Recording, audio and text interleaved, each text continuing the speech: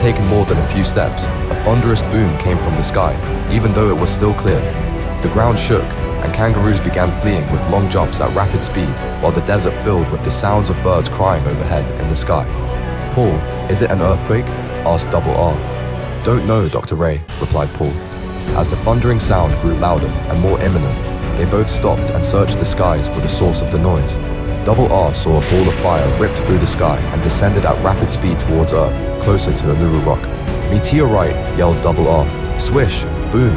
They heard a dull boom and then saw sand fly up in the air. A bright light glowed in the area where the meteorite had hit. Double R ran toward the explosion.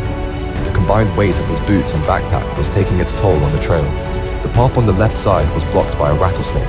Its rattling tail warned, "This is my turf." With no time to waste, Double R chose the path on the right. As he continued running, Double R noticed small fragments of the meteorite lying on the ground. He stopped to examine one that looked almost like glass and had a glow of blue to it. Strangely, it was cool to the touch. Double R picked up the blue glassy stone and put it into his backpack. He was excited and nervous at the same time. He had never been near a meteorite site before. As he got closer to the crash site,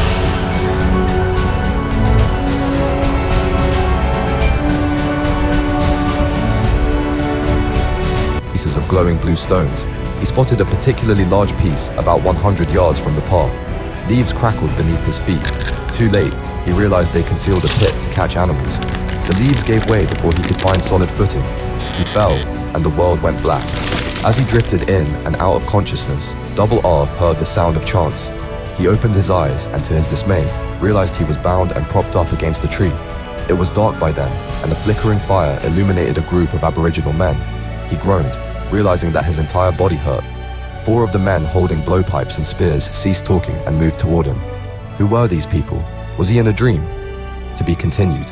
The 4 Aboriginal men stared at Roderick Ray silently, as if evaluating his reaction. "Dashski vu kai sawagi fasti." "Tonight we will have a great feast," said one of the warriors, sizing him up. "Sani vuzene, kai bi fine," another warrior said. "Yes, our bellies will be full." He followed his thought with a wicked chuckle. "I want the leg," said another in his native tongue. Double R shouted, "Sana." "No." Then he added, "Fimati matali kak nemka tasai." "I am not dinner for any of you." The warriors grew silent, then parted. An imposing man arrived. By the tribal markings on his chest, Double R identified him as the chief of the tribe. He was a broad and muscular man and looked to be over 50 years old. The warriors bowed their heads while sticking their left foot forward in a sign of salute to the chief. "Who are you? And what do you seek here?" "I am doing research and I followed that meteorite. I don't know anything about a sacred language. I speak English," said Double R. "Untie him," Chief Muscoti ordered. "Why do your warriors want to have me for dinner?" asked Double R. "There is a wild pig being roasted for dinner. I found small pieces of the meteorite like this," he told the chief.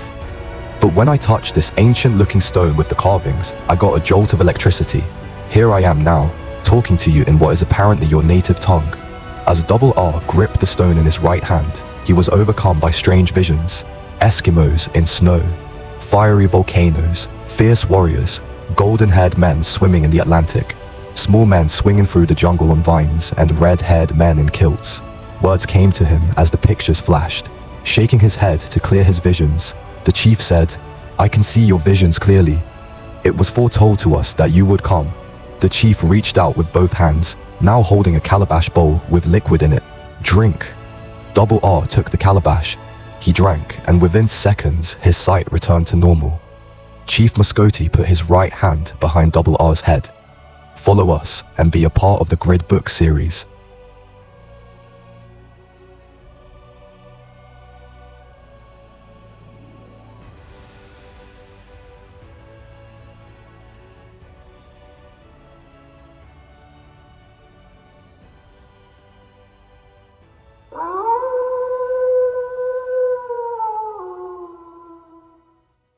The Atlanteans are ruled by King Fintan. A little-known fact about King Fintan and Queen Kisara.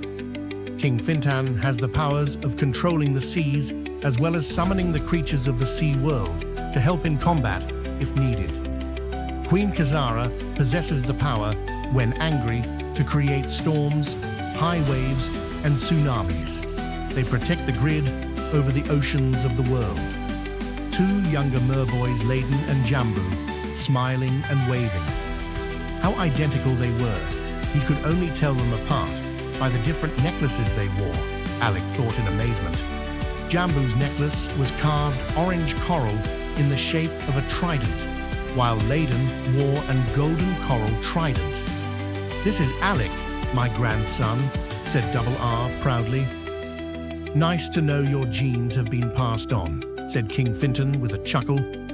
"Boys, meet Alec, grandson to Mr. Ray, the Grid, Atlanteans, protectors of the seas. Follow us and be a part of the Grid world."